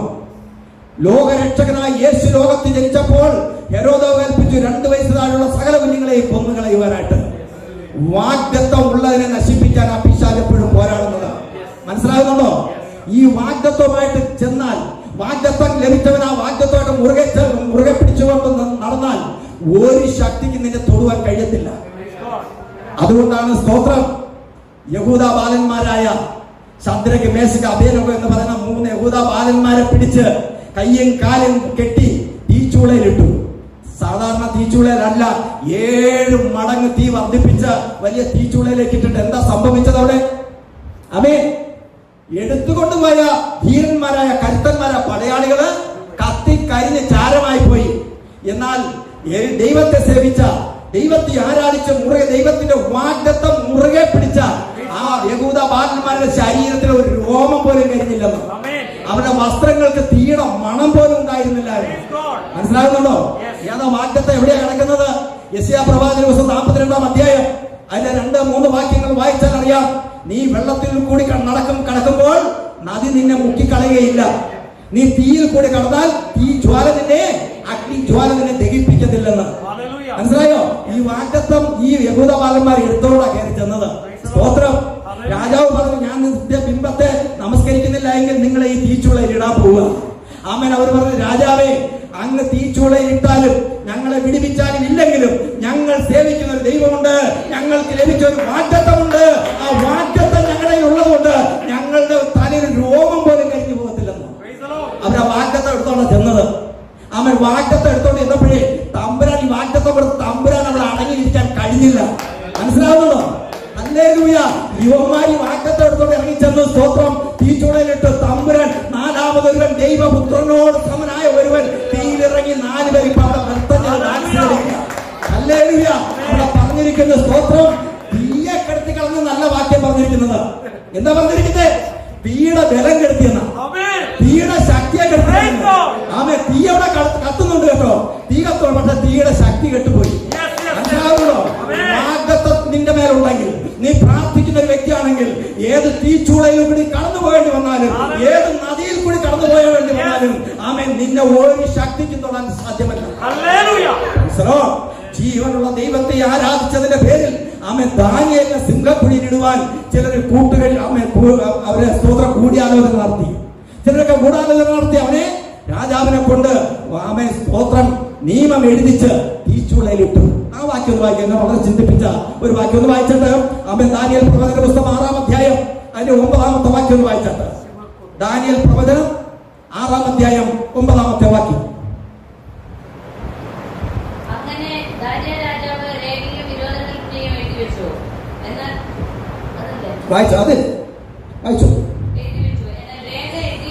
എന്നാൽ രേഖ എഴുതിയിരിക്കുന്നു എന്ന് ദാനിയേൽ അറിഞ്ഞപ്പോൾ അവൻ വീട്ടിൽ ചെന്ന് അവന്റെ മാളിക മുറിയുടെ കിളിവാതിൽ യെരൂശലേമിന് നേരെ തുറന്നു വെച്ചു.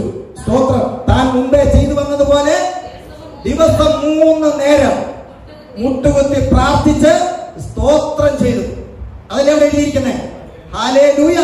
ദാനിയേലിനെ സിംഹക്കുഴിയിൽ ഇടുവാനായിട്ട് രാജകൽപ്പന പുറപ്പെട്ടപ്പോൾ ആമേൻ സ്തോത്രം, ദാനിയേൽ എന്താ ചെയ്തത്? അതിൽ നിന്ന് രക്ഷ നേടാൻ വേണ്ടിയിട്ട് പഞ്ചായത്ത് മെമ്പറെ മുനിസിപ്പാലിറ്റി സെക്രട്ടറി എന്ന് കാണാൻ പോയില്ല. തന്റെ അടിയന്മാരെ അമ്മാച്ചന്മാരെ ഒന്ന് കണ്ട് എന്നെ ഒന്ന് രക്ഷിക്കണം, രാജാവിനോട് റെക്കമെൻഡേഷൻ ചെയ്യണമെന്ന് പറഞ്ഞ് ആരുടെ അടുത്ത് റെക്കമെൻഡേഷൻ ചെയ്യാനും പോയില്ല. താൻ എന്താ ചെയ്തത്? താൻ മുമ്പ് തന്റെ വീട്ടിൽ ചെന്ന് മാളിക മുറിയിൽ ചെന്നിട്ട് ആ കിളിവാതിൽ തുറന്നു വെച്ചു. എന്നിട്ട് മുമ്പേ ചെയ്തു വന്നതുപോലെ 3 പ്രാവശ്യം 3 നേരം മുഴങ്കാൽ മടക്കി ദൈവത്തിൽ പ്രാർത്ഥിച്ചു സ്തോത്രം ചെയ്തു. ഹല്ലേലൂയ. എന്താ സംഭവിച്ചെന്നറിയാമോ?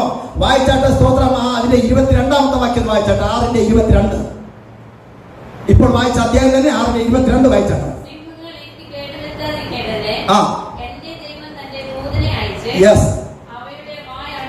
മതി. അതിരാവിലെ രാജാവ് ചെന്ന് ദാനിയേലിനെ വിളിക്കുക. ആമേൻ സ്തോത്രം. ദൈവത്തിന്റെ ദാസനായ ദാനിയേലേ, സിംഹങ്ങൾ നിനക്ക് വല്ല കേടും വരുത്തിയെന്ന് ചോദിക്കുമ്പോൾ ദാനിയേൽ സിംഹക്കുഴിയിൽ നിന്ന് വിളിച്ചു പറയുകയാണ്, രാജാവേ, സിംഹങ്ങൾ എനിക്ക് കേടുവരുത്താതിരിക്കേണ്ടതിന് എന്റെ ദൈവം തന്റെ ദൂതനെ അയച്ച് സിംഹത്തിന്റെ വായ അടപ്പിച്ചു കളഞ്ഞു. ആമേൻ. കരങ്ങൾ അടിച്ചൊന്ന് ദൈവത്തെ സ്തുതിച്ചാട്ടെ. ഹല്ലേലൂയ. ഇന്ന് പകലിൽ ദൈവത്തിന്റെ പരിശുദ്ധാത്മാവിൽ ഞാനൊരു ദൂത് വിളിച്ചു പറയാം. നീ സ്തോത്രം ദൈവത്തിന്റെ പ്രാർത്ഥനയുടെ വാതിൽ അടയ്ക്കാതിരുന്നാൽ ആമേൻ ശത്രുവിന്റെ വായ അടപ്പിക്കുന്ന ഒരു യേശു ജീവിക്കുന്നുണ്ട്. ഹല്ലേലൂയ. പ്രാർത്ഥനയ്ക്ക് നീ മുഴങ്കാൽ മടക്കാൻ തയ്യാറാണോ? പ്രാർത്ഥനയുടെ വാതിൽ നീ അടയ്ക്കാതിരുന്നാൽ നിനക്ക് നേരെ വരുന്ന ശത്രുവിന്റെ വായ അടപ്പിക്കുന്ന ഒരു ദൈവമായി എന്റെ ദൈവം. ഹല്ലേലൂയ. വാഗ്ദത്തം ലഭിച്ചവൻ എവിടെ കിടന്നാലും അവന് വിലയുണ്ടെന്നേ. വാഗ്ദത്തം ലഭിച്ച ആമേൻ സ്തോത്രം യോസേഫ് പൊട്ടക്കിണറ്റി കിടന്നാൽ അവന് വിലയുണ്ട്. എന്താ വില? അവന്റെ വില എന്തായിരുന്നു? 20 വെള്ളിക്കാസ്. Price the Lord. മിസ്രൈമിലെ കച്ചവടക്കാർ മിദ്യാന്റെ പേരിൽ പോയപ്പോ അവരുടെ സഹോദരന്മാര് അവനെ പിടിച്ചു വിട്ടു. പൊട്ടക്കിണറ്റിൽ ആദ്യം ഇട്ടു, പിന്നീട് പിടിച്ച കച്ചവടക്കാർക്ക് കൊടുത്തു. എത്ര പണം കിട്ടി? അപ്പൊ പൊട്ടക്കിണറ്റി കിടന്നാലും വിലയുണ്ടെന്ന്. കരയ്ക്ക് അവന് ഒരു വിലയില്ല. മനസ്സിലാകുന്നുണ്ടോ? ആ വാഗ്ദത്തം കിട്ടിയവൻ വാഗ്ദത്തം മുറുകെ പിടിച്ചു. പൊത്തിപ്പേരുടെ ഭവനത്തിലായിരുന്നപ്പോഴും അവൻ ചെയ്യാത്ത കുറ്റത്തിന് ജയിൽവാസം അനുഭവിച്ചപ്പോഴും ആ വാഗ്ദത്തത്തിൽ മുറുകെ പിടിച്ചു. അവന്റെ സ്വപ്നത്തിൽ മുറുകെ പിടിച്ചു. അതുകൊണ്ട് ഫറവോന്റെ കൊട്ടാരത്തിൽ രണ്ടാമനായിട്ട് വാഴുവാനിടയായി തീർന്നു. ഹല്ലേലൂയ. ദൈവം നിനക്ക് തന്ന വാഗ്ദത്തം നീ നശിപ്പിച്ച് കളയരുത്. ആ വാഗ്ദത്തം മുറുകെ പിടിച്ചോണം. ദൈവം ഒരു വാഗ്ദാനം ചെയ്തെങ്കിൽ, ദൈവം ഒരു സ്വപ്നം നിന്റെ ഹൃദയത്തിൽ തന്നിട്ടുണ്ടെങ്കിൽ അതിനെ മുറുകെ പിടിച്ചോ. അത് സ്തോത്രം, അത് ലഭിക്കുവാൻ സമയമായിട്ടുണ്ട്. ആമേൻ. പ്രാർത്ഥനയ്ക്ക് മുഴങ്കാൽ മടക്ക്. പ്രാർത്ഥനയിൽ ദൈവസന്നിധിയിൽ മുഴങ്കാൽ മടക്കിയാൽ നിന്നെ മാത്രമല്ല കുടുംബത്തെയും തലമുറകളെയും കൂടി അനുഗ്രഹിക്കുന്ന ദൈവമാണ്. തലമുറ നശിച്ചു പോകാതിരിക്കാൻ വേണ്ടി ദൈവസന്നിധിയിൽ എത്ര പേര് പ്രാർത്ഥിക്കും? പ്രിയപ്പെട്ടവരെ സ്തോത്രം, നമ്മൾ ദൈനംദിനം വായിക്കുന്ന പത്രങ്ങൾ, മാസികകൾ, അതുപോലെ TV ന്യൂസുകൾ എന്താ ഞെട്ടിപ്പിക്കുന്ന വാർത്തയല്ലേ? ആമേൻ. MDMA-യും മയക്കുമരുന്നും അതുപോലുള്ള മാരകമായിരിക്കുന്ന ആ ലഹരി വസ്തുക്കൾ, കഞ്ചാവ്, മദ്യം ഉപയോഗിച്ച് എത്ര തലമുറയാണ് തകർന്നു പോകുന്നത്? എത്ര കുടുംബങ്ങളാണ് സ്ഥിരമായി കൊണ്ടിരിക്കുന്നത്? എന്തെല്ലാം ഞെട്ടിപ്പിക്കുന്ന വാർത്തകളാണ് വരുന്നത്? ഇതിനെതിരായിട്ട് നമ്മൾ എത്ര പേർ ഉപവസിക്കുകയും പ്രാർത്ഥിക്കുകയും ചെയ്യും? അനേക സ്ഥലങ്ങളിൽ ചെല്ലുമ്പോൾ ദൈവമക്കളെ, അനേകം മാതാപിതാക്കൾ ഇതുപോലെ ശുശ്രൂഷ കഴിഞ്ഞ് പുറത്തേക്ക് ഇറങ്ങുമ്പോൾ ദൈവദാസനെ ഒരു പ്രാർത്ഥന വിഷയം പറയാനുണ്ടെന്ന് പറഞ്ഞ് പുറകെ വന്ന് കണ്ണീരോടെ പറയാറുണ്ട്. ഇന്നലെ ഞാൻ പൊൻകുന്ന സബ്ജയിലിൽ പോയപ്പോഴത്തേക്ക് ഞാൻ ആ ശുശ്രൂഷ കഴിഞ്ഞ് എൻ്റെ കൂടെ മറ്റൊരു ദൈവദാസനുണ്ട്, റെജി എന്ന് പറഞ്ഞാണ്. ഞാൻ രണ്ടുപേരും കൂടെ പുറത്തിറങ്ങി ഗേറ്റ് ഇറങ്ങി പുറത്ത് വരുമ്പോൾ ഒരു അമ്മയും മകനും കൂടി അവിടെ ഒരു ബൈക്കിൽ വന്ന് അകത്ത് കിടക്കുന്ന ഒരു മകനെ കാണാൻ വേണ്ടി. ഈ അമ്മയെ കണ്ടപ്പോൾ എനിക്ക് മനസ്സിലായി കാതയിലും കഴുത്തിലും ഇല്ലാത്തവർ വിശ്വാസിയാണെന്ന് മനസ്സിലായി. ഓർമ്മൻസൊന്നുമില്ല. പക്ഷെ കൂടെ വണ്ടി ഓടിച്ചെന്ന മകന്റെ കയ്യിൽ സ്റ്റീലിന്റെ വളയുണ്ട്, കാതിൽ കടുക്കനുണ്ട്, കഴുത്തിൽ ഒരു വലിയ പൊന്തയുണ്ട്. അപ്പൊ ഞാൻ അമ്മയോട് ചോദിച്ചു, ഇതാരാന്ന് ചോദിച്ചാൽ മകനാന്ന് പറഞ്ഞു. ഞാൻ അമ്മച്ചെ കണ്ടത് മനസ്സിലായി. ഞാൻ അമ്മച്ചെ വിശ്വാസിയാണ്, പ്രാർത്ഥനയ്ക്ക് പോകുന്ന ആളാന്ന് തോന്നുന്നു. അതെ, ഞാൻ IPC പോകുന്ന ആളാ, കാഞ്ഞിരപ്പള്ളിയിലാണ് IPC ചർച്ചിൽ പോകുന്നത്. ഞാൻ ഒരു സമയം കുറ്റം പറയുന്നത് കേട്ടോ. മക്കൾ 3 ആൺമക്കളാണ്. മൂത്ത മകൻ ഒരു ഹൈന്ദവ പെൺകുട്ടിയെ കല്യാണം കഴിച്ച് രണ്ട് മക്കളുണ്ട്, കൊച്ചുമക്കൾ. അവന് 27 വയസ്സേ ഉള്ളൂ. 2 കുട്ടികളുണ്ട്. അവൻ സ്ഥിരം മദ്യപാനിയാണ്. മദ്യപിച്ചിട്ട് ഭാര്യ തല്ലും, വീട്ടിൽ വഴക്കുണ്ടാക്കുക. അതുകൊണ്ട് ഭാര്യ പിണങ്ങി 2 കുട്ടികളൊന്നും അവനെ വീട്ടിൽ പോയി ഇവനെതിരായിട്ട് കേസ് കൊടുത്ത് അവനെ പിടിച്ച് ജയിലിൽ വിട്ടിരിക്കുക. ആ മകനെ കാണാൻ ഈ അമ്മ വന്നത്. വേറൊരു മകനുണ്ട്, അവനും അതുപോലെ തന്നെ. 3 ആൺമക്കളും വിശ്വാസമില്ല, അപ്പനും അമ്മയും വിശ്വാസികളാണ്. ആ അമ്മയുടെ ദയനീയമായ അവസ്ഥ നമുക്ക് മനസ്സിലാകുന്നുണ്ടോ? എത്ര കുടുംബങ്ങളാണ് ഇതുപോലെ സ്ഥിരമായി കൊണ്ടിരിക്കുന്നത്? നമ്മളൊരു പക്ഷേ ചിന്തിക്കും, നമ്മുടെ കുടുംബത്തിൽ ഒന്നുമില്ല, പിന്നെ എന്തിനാ എനിക്കത്രയും ഭാരം? എന്തിനാ എനിക്കത്രയും? ഞാൻ കരയേണ്ട കാര്യം എന്തായിരിക്കുന്നല്ലേ? സ്തോത്രം. നമ്മൾ കരയണം, കണ്ണീരൊഴുക്കണം, തലമുറകൾക്ക് വേണ്ടി നമ്മൾ പ്രാർത്ഥിക്കണം, തലമുറ നശിച്ചു പോകാതിരിക്കാൻ വേണ്ടി പ്രാർത്ഥിക്കണം. ആമേൻ സ്തോത്രം. യേശു കാൽവരി ക്രൂശിലേക്ക് ആ പച്ച മരക്കുരിശുമായി നടന്നു നീങ്ങുമ്പോൾ ആമേൻ സ്തോത്രം ചാട്ടവാർ അടിയേറ്റ മുറിവുമായിട്ട് യേശു വീണ്ടും എഴുന്നേറ്റുമായിട്ട് കുരിശുമായി നടന്നു നീങ്ങുമ്പോൾ കുറച്ച് യെരൂശലേം സ്ത്രീകള് പുറകെ വന്ന് യേശുവിന്റെ അടുക്കലേക്ക് വന്ന് മാറത്തടിച്ച് കരഞ്ഞ് നിലവിളിച്ചപ്പോൾ യേശു തിരിഞ്ഞു നോക്കിയിട്ട് പറഞ്ഞു, യെരൂശലേം പുത്രിമാരെ, നിങ്ങൾ എന്നെ ഓർത്ത് കരയണ്ട, നിങ്ങളെയും നിങ്ങളുടെ തലമുറയും ഓർത്ത് തന്നെ കരയുവീൻ. Praise the lord. യേശു കുരിശുമൊക്കെ ഓർത്താരും കരയണ്ട. ആമേൻ. എന്നാൽ യേശുവിന് അന്നേ അറിയാമായിരുന്നു തലമുറ നാശത്തിലേക്കാ പോകുന്നത്. അതുകൊണ്ട് യേശു പറഞ്ഞു, നിങ്ങളെയും നിങ്ങളുടെ തലമുറയും ഓർത്ത് തന്നെ കരയുവീൻ. നാം തലമുറകൾക്ക് വേണ്ടി കരയണം പ്രിയപ്പെട്ടവരെ. ആമേൻ. എത്രയോ കുഞ്ഞുങ്ങൾ ഈ ദൈവവചനം കേൾക്കാതെ, എത്രയോ പ്രിയപ്പെട്ടവരെ ദൈവം ആരെന്ന് തിരിച്ചറിയാതെ പാപത്തിന്റെ വഴിയിലേക്ക് നിന്ന് പിശാചിന്റെ കയ്യിൽ അകപ്പെട്ട് നാശത്തിലേക്ക് പൊയ്ക്കൊണ്ടിരിക്കുക. ഒരു വചനം പെട്ടെന്ന് വായിക്കാമോ? വിലാപങ്ങളുടെ പുസ്തകം 2-ാം അധ്യായം അതിന്റെ 19-ാമത്തെ വചനം ഒന്ന് വായിച്ചാട്ട്. വിലാപങ്ങളുടെ പുസ്തകം 2:19 പെട്ടെന്ന് വായിച്ചാട്ട് സമയം തീരുക. വേഗം വായിച്ചാട്ട്. വിലാപങ്ങളുടെ പുസ്തകം 2:19. രാത്രിയിൽ യാമാരംഭത്തെങ്കിൽ എഴുന്നേറ്റ് നിലവിളിക്കുക, നിന്റെ ഹൃദയത്തെ വെള്ളം പോലെ കർത്തൃസന്നിധിയിൽ പകരുക. Praise the lord. നമ്മൾ എന്തിനൊക്കെ വേണ്ടി നമ്മൾ പ്രിയപ്പെട്ടവരെ പ്രാർത്ഥിക്കുന്നത്? നമുക്ക് നമ്മുടെ സാമ്പത്തിക വിഷയങ്ങൾ പരിഹരിക്കപ്പെടണം, നമുക്ക് നല്ലൊരു വീട് വേണം, നല്ല കാർ വേണം, മക്കൾ ഓസ്ട്രേലിയയിൽ പോകണം, അല്ലേ, മക്കളെ വിവാഹം നടക്കണം. ഇതൊക്കെ ആവശ്യമാണ്, അതൊക്കെ നടന്നോളൂന്നേ. കർത്താവ് മുമ്പേ ദൈവത്തിന്റെ രാജ്യവും നീതി നീ അന്വേഷിക്കുക, അപ്പോൾ ഇതൊക്കെ നിനക്ക് ആവശ്യമായി എന്താണ് അതൊക്കെ നിനക്ക് നിന്നോടൊപ്പം നിനക്ക് ലഭിക്കും. അതെ, നമ്മൾ അതൊക്കെ ഒന്ന് വിട്ടേച്ച് ഇയ്യോബ് പ്രാർത്ഥിച്ചു. ഇയ്യോബ് തന്റെ സ്നേഹിതന്മാർക്ക് വേണ്ടി പ്രാർത്ഥിച്ചപ്പോൾ തനിക്ക് നഷ്ടപ്പെട്ടതെല്ലാം ഇരട്ടിയായി ലഭിച്ചു. അതുപോലെ ഒന്ന് പ്രാർത്ഥിക്കാൻ നോക്കി. ഇവിടെ ദൈവം എന്താ പറയുക? ഒന്നോട് വായിച്ച വാക്യം തുടക്കം വരെ വായിച്ചെന്ന്. രാത്രിയിൽ വായിച്ചു. രാത്രിയിൽ യാമാരംഭത്തെങ്കിൽ എഴുന്നേറ്റ് നിലവിളിക്കുക, നിന്റെ ഹൃദയത്തെ വെള്ളം പോലെ കർത്തൃസന്നിധിയിൽ പകരുക. പിന്നെ വീഥികളുടെ തലക്കിലൊക്കെയും വിശപ്പ് കൊണ്ട് തളർന്നു കിടക്കുന്ന നിന്റെ കുഞ്ഞുങ്ങളുടെ ജീവരക്ഷയ്ക്കായി അവങ്കിലേക്ക് കൈമലർത്തുക. ഹല്ലേലൂയ. ആമേൻ. വീഥിയുടെ തലക്കിലൊക്കെയും വിശപ്പ് കൊണ്ട് തളർന്നു കിടക്കുന്ന നിന്റെ കുഞ്ഞുങ്ങളുടെ ജീവരക്ഷയ്ക്കായി ആ ദൈവത്തിലേക്ക് നീ കൈമലർത്തുക. ആമേൻ. വിശപ്പ് കൊണ്ട് തളർന്നു കിടക്കുന്ന ഏത് വിശപ്പ് കൊണ്ടാ? എന്തിനുള്ള വിശപ്പ് കൊണ്ടാ?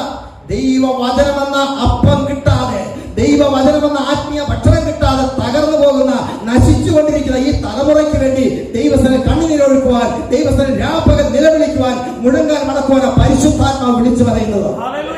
എത്ര പേർ അത് ഏറ്റെടുക്കും? ഹല്ലേലൂയ. ആമേൻ.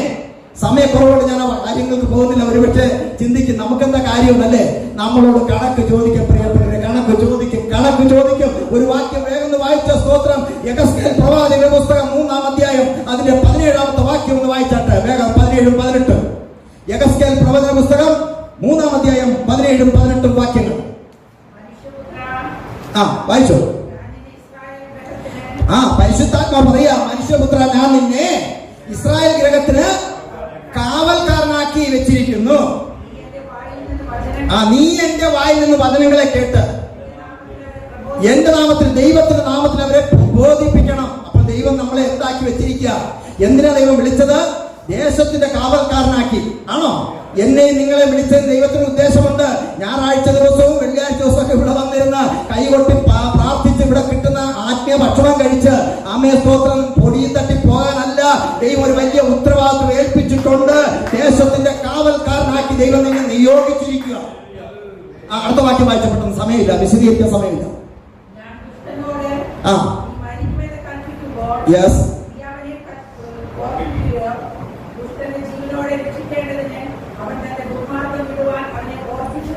അവനെ ഓർപ്പിച്ചുകൊണ്ടും ഒന്നും പറയുകയോ ചെയ്യാതെ ഇരുന്നാൽ ദുഷ്ടൻ തന്റെ അകത്തേൽ മരിക്കും, അവന്റെ രക്തമോ ഞാൻ നിന്നോട് ചോദിക്കും. ഇത് സഹദേവനോട് ചുമ്മാ വെറുതാക്കി വിളിച്ച് പറയുന്നതല്ല. ദൈവത്തിന്റെ പരിശുദ്ധാത്മാവ് എഴുതി വെച്ചിരിക്കുന്ന വചനം പരിശുദ്ധാത്മാവായി വിളിച്ച് പറയുന്നത്. മനസ്സിലാകുന്നുണ്ടോ?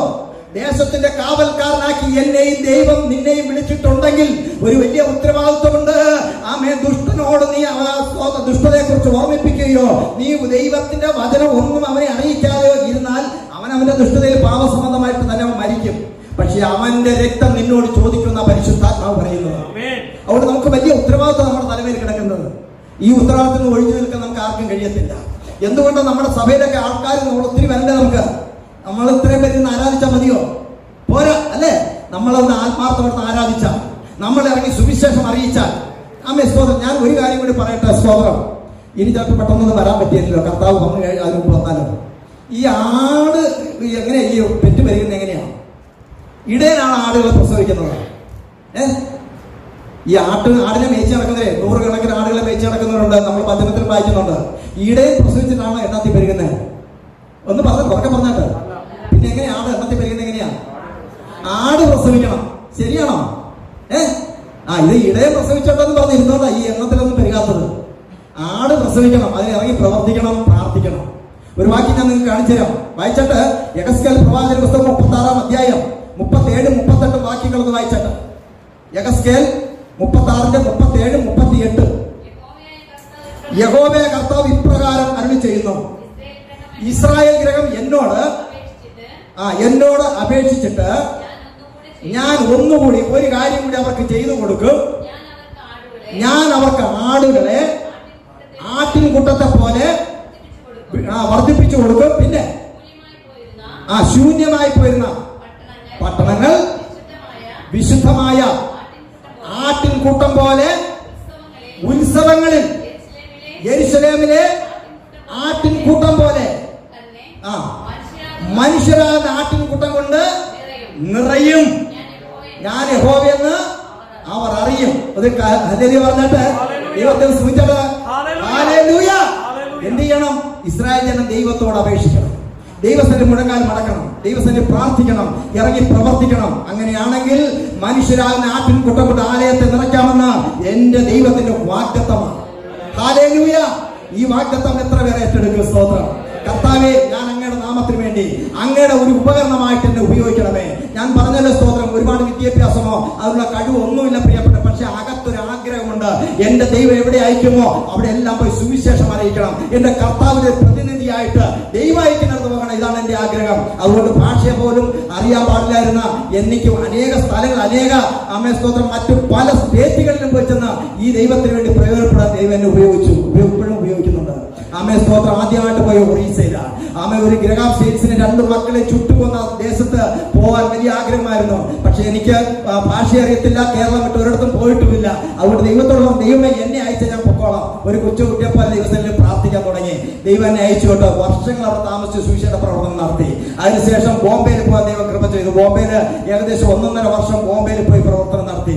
അങ്ങനെ നമ്മുടെ തലസ്ഥാന നഗരിയായി ഡൽഹിയിൽ ആമേ സ്തോത്രം കുറെ മാസങ്ങൾ ഡൽഹിയിൽ പോയി പ്രവർത്തിച്ചു. ആയാ നഗരം എന്ന് പറഞ്ഞ സ്ഥലത്ത് നമ്മുടെ PG വർഗീസൊക്കെ പ്രവർത്തിക്കുന്ന മേഖല കഴിഞ്ഞ് പിന്നെയും കുറെ കൂടി ഉള്ളിലേക്ക് PG വർഗീസിന്റെ ഓഫീസൊന്നും ഞാൻ കണ്ടില്ല, പോയുമില്ല. പക്ഷെ അവ ഉൾഗ്രാമങ്ങളിൽ പോയി ചെന്ന് പ്രവർത്തിപ്പാൻ ദൈവം കൃപ ചെയ്തു. ഏറ്റവും കൂടുതലായിട്ട് ആമേ യുപിയില് നമ്മുടെ യോഗി ആദിത്യനാഥ് ഭരിക്കുന്ന നാട്ടിലും അവിടെ പോയി കഴിഞ്ഞ കോവിഡിന്റെ സമയത്ത് ഏകദേശം ഒരു വർഷത്തിലേറെ അവിടെ സ്തോത്രം വാരണാസിയിൽ നിന്നും 65 കിലോമീറ്റർ ഉള്ളിൽ മാറി ഭാൻപൂർ എന്ന ഡിസ്ട്രിക്റ്റില് അവിടെ പോയി ചെന്ന് സുവിശേഷ പ്രവർത്തനം നടത്തുവാൻ അനേക ദൈവഭാഗത്ത് കൊണ്ടുവരുന്ന ഇവിടെയാക്കി ഒരുപാട് എതിർപ്പുകളും പ്രശ്നങ്ങളും ഉണ്ടായിരുന്നു. മടങ്ങി നാട്ടിലേക്ക് വരാൻ കഴിയുമെന്ന് പോലും ചിന്തിച്ചതല്ല. പക്ഷെ ദൈവത്തിന്റെ പ്രവൃത്തി തികച്ചെടുക്കാതെ ദൈവം ഒരു ദോഷവും ദൈവം വരുത്തത്തില്ല. ഇപ്പോഴിന്നും പകൽക്കാലം ഞാൻ വിളിച്ചു വരട്ടെ, നിങ്ങളുടെ മധ്യത്തിൽ ഇവിടെ നിൽക്കുമ്പോഴും പ്രശ്നങ്ങൾ ഇല്ലാത്തതുകൊണ്ടല്ല പ്രിയപ്പെട്ടവരെ. ഞാൻ ആ UPയിലെ പ്രവർത്തനമൊക്കെ കഴിഞ്ഞ് കുറെ അധികം പേര് അവിടെ സ്നാനപ്പെട്ടു. കുറെ പേര് സ്നാനപ്പെടാൻ ഒരുങ്ങിയിരുന്ന സമയത്ത് എന്റെ വീട്ടിൽ നാട്ടിലുണ്ടായിരുന്ന ഭാര്യയും മക്കളും കോവിഡ് ബാധിച്ച് മക്കൾക്ക് വലിയ കാര്യമായിട്ട് വന്നില്ല, അവർ ആരോഗ്യമുള്ളതുകൊണ്ട്. പക്ഷെ ഭാര്യ വളരെ ക്ഷീണിതരായി പോയി. പ്രിയപ്പെട്ടവള് ഈ ലോകത്ത് നിന്ന് മാറ്റപ്പെടുമോ എന്ന് തന്നെ ഒരു ആശങ്ക വന്നു. ഞാൻ പെട്ടെന്ന് അവിടെ നിന്ന് ആ UPയിൽ നിന്ന് നാട്ടിലേക്ക് വരാനിടയായി. നാട്ടിൽ വന്ന ഭാര്യ സുഖപ്പെട്ട് ഇപ്പോൾ ആരോഗ്യവതിയായിട്ടിരിക്കുന്നു. ഒരു കുഴപ്പമില്ല, ഭാര്യ മക്കളും എല്ലാം അമ്മേ സ്തോത്രം. എന്നാൽ ചില മാസങ്ങൾ കഴിഞ്ഞപ്പോൾ എനിക്കൊരു പ്രയാസം, താടിയെല്ലിനൊരു വേദന, ഈ പല്ലുവേദന ഇവിടെ ഉണ്ടായി ഇടതുവശത്ത്. ആ പല്ലുവേദനയുടെ പല്ലിങ്ങനെ ഇളകി ആടുന്നുണ്ടായിരുന്നു. പല്ലെടുക്കാൻ വേണ്ടിയിട്ട് തൊടുപുഴ അല്ലസർ മെഡിക്കൽ കോളേജ് എന്ന് പറഞ്ഞ ഒരു പ്രൈവറ്റ് മെഡിക്കൽ കോളേജ് ഉണ്ട്. അവിടെ പോയി ചെന്നു. പല്ലെടുക്കാൻ വേണ്ടി ഒരു എക്സ്റേ എടുത്തപ്പോൾ അവർ പറഞ്ഞു എന്തോ ഒരു പ്രോബ്ലം ഉണ്ട്, ഇവിടെ പല്ലെടുക്കാൻ പറ്റത്തില്ല, എത്ര പേർ കോട്ടയത്ത് പോകണമെന്ന് പറഞ്ഞു. അങ്ങനെ കോട്ടയത്തിന് വിട്ടു. അവിടെ ചെന്ന് കുറെ ടെസ്റ്റുകളും കുറെ എക്സ്റേകളും എക്സ്റേകളെല്ലാം ഒന്നല്ല പല എക്സ്റേകൾ മാറി മാറി എടുത്തു. അവസാനം സർജനെ കാണാൻ നിർദ്ദേശിച്ചു. സർജനെ കണ്ടപ്പോൾ സർജൻ പറഞ്ഞു, നിങ്ങളുടെ താടിയല്ല് ഈ ഭാഗം മുഴുവൻ ദ്രവിച്ച് ഒരു മുട്ട തൊണ്ട് പോലെ ആയിരിക്കും, ഉള്ളിലൊന്നുമില്ല ഈ താടിയലിന്റെ ഭാഗത്ത്. നിങ്ങൾക്ക് ആർക്കെങ്കിലും സംശയം ഉണ്ടെങ്കിൽ ആരാധന കഴിയുമ്പോൾ ഞാൻ എന്റെ ഫോട്ടോ നിങ്ങൾക്ക് കാണിച്ചു തരണത്. സ്തോത്രം. എന്തിനാന്ന് വെച്ചാൽ പ്രാർത്ഥിക്കാൻ വേണ്ടിയിട്ടാണ്. പ്രാർത്ഥിക്കാൻ വേണ്ടി അല്ല, നിങ്ങളുടെ വിശ്വാസം വർദ്ധിക്കാൻ വേണ്ടിയിട്ടാണ് ഞാൻ ഈ പറയുന്നത്. അവിടെ ആ മജ്ജയും അകത്തെ അസ്ഥിയെല്ലാം ദ്രവിച്ചു പോയിട്ട് പുറമെ ഒരു ചെറിയ മുട്ടത്തൊണ്ടിന്റെ കരത്തിൽ മാത്രമേ ഈ താടിയിൽ ഇത്രയും ഭാഗത്തുള്ളൂ. ആ ഡോക്ടർ പറഞ്ഞ് എത്രയും വേഗം സർജറി ചെയ്ത് ഈ അസ്ഥി റിമൂവ് ചെയ്തിട്ട് ഇവിടെ പകരം സ്റ്റീൽ പ്ലേറ്റ് ഇടണം, അല്ലെങ്കിൽ 3 മാസത്തിനുള്ളിൽ ഈ അസ്ഥി പൊട്ടിപ്പോകും. അതോടെ ഞാൻ മരിച്ച ലോകത്ത് മാറ്റപ്പോൾ ജീവൻ നഷ്ടപ്പെട്ടു പോകുന്നവരെ അദ്ദേഹം പറഞ്ഞു. ഒരു ചികിത്സയ്ക്ക് പോയില്ല. ഇത്രയും കാര്യങ്ങൾ മനസ്സിലാക്കി ശരി ഡോക്ടറെ നോക്കാമെന്ന് പറഞ്ഞിട്ട് വന്ന് വീട്ടിൽ വന്ന് ദൈവസന്നിധി പ്രാർത്ഥിക്കാൻ തുടങ്ങി. ആ കാലക സമയങ്ങളിൽ വേദന എന്ന് പറഞ്ഞാൽ സഹിക്കാൻ പറ്റാത്ത വേദന, ഒരു ആഹാരം കഴിക്കാൻ പറ്റില്ല, ഈ പല്ലിങ്ങനെ ആടിക്കൊണ്ടിരിക്കുക, വേദന കാരണം സഹിക്കാൻ പറ്റത്തില്ല. ഭർത്താവ് പറയുന്നത് രാത്രി ഉറങ്ങാൻ കഴിയത്തില്ല. സഹികെട്ട് പെയിൻ കില്ലർ വാങ്ങിച്ച് കഴിക്കാൻ തുടങ്ങി. 5 പെയിൻ കില്ലർ കഴിച്ചു. ഡോക്ടർ എഴുതുന്ന ആ ചീട്ട് വാറ്റി ചെല്ലുമ്പോൾ ആ ഡോക്ടർ പറയും പെയിൻ കില്ലർ ഇങ്ങനെ കഴിക്കരുത്, കിഡ്നി പോവും, ആന്തരിക അവയവങ്ങളെല്ലാം നഷ്ടപ്പെടുന്നതുകൊണ്ട് കഴിക്കരുത്.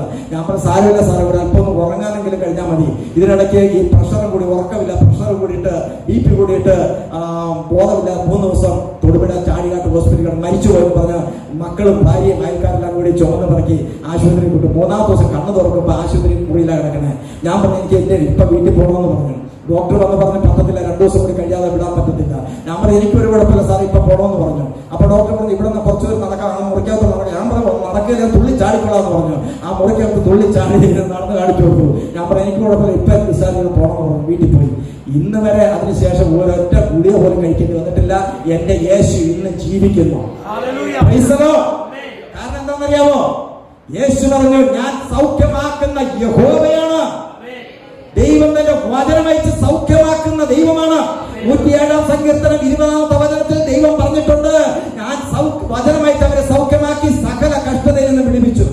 103-ാം സങ്കീർത്തനം 3-ാമത്തെ വാക്യത്തിൽ പറയുക, നിന്റെ അകത്യമൊക്കെയും അവൻ മോചിക്കുന്നു, സകല രോഗത്തെയും സൗഖ്യമാക്കുന്നു. ഇന്ന് പകലിൽ ആരെങ്കിലും രോഗികളായിരിക്കുന്നുവെങ്കിൽ ആ രോഗമുള്ളിടത്ത് കൈവച്ച് പ്രാർത്ഥിക്ക്. സകല രോഗത്തെയും സൗഖ്യമാക്കുന്ന ഒരു ദൈവം ഇന്നും ജീവിക്കുന്നു. ഹല്ലേലൂയ. അവൻ ജലദോഷം പനിയും മാത്രം മാറ്റുന്ന ദൈവമല്ല, അവൻ ക്യാൻസറിനെ സൗഖ്യമാക്കുന്ന ദൈവമാണ്. മരിച്ചവരെ ഉയർപ്പിക്കുന്ന ദൈവമാണ്. ഹല്ലേലൂയ.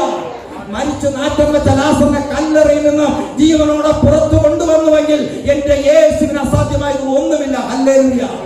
യെശയ്യാ പ്രവാചകന്റെ പുസ്തകം 53-ൽ വായിച്ചപ്പോൾ കാണാം, സാക്ഷാൽ രോഗങ്ങളെ അവിടുന്ന് വഹിച്ചു, വേദനകളെ ചുമന്നു. ആമേൻ, സ്തോത്രം. അവന്റെ അടിപ്പിണരാൽ, യേശുവിന്റെ അടിപ്പിണരാൽ നമുക്ക് സൗഖ്യം വന്നിരിക്കുന്നു. ഹല്ലേലൂയ. ഒരു നല്ലൊരു ഹല്ലേലൂയ പറഞ്ഞിട്ട് ദൈവത്തെ ഒന്ന് മഹത്വപ്പെടുത്താൻ നമുക്ക്. ഹല്ലേലൂയ.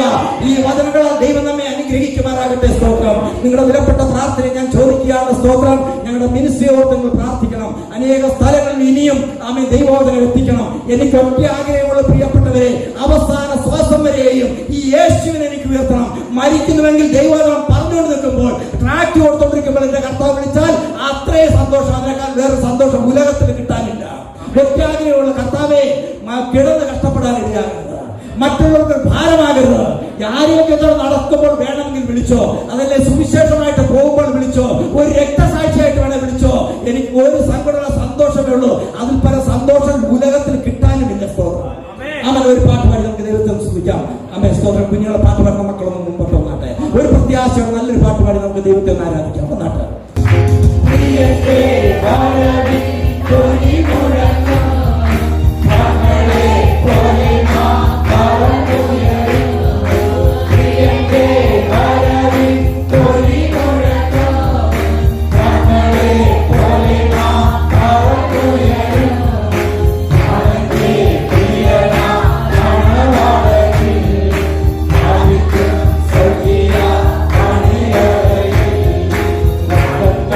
Saravilla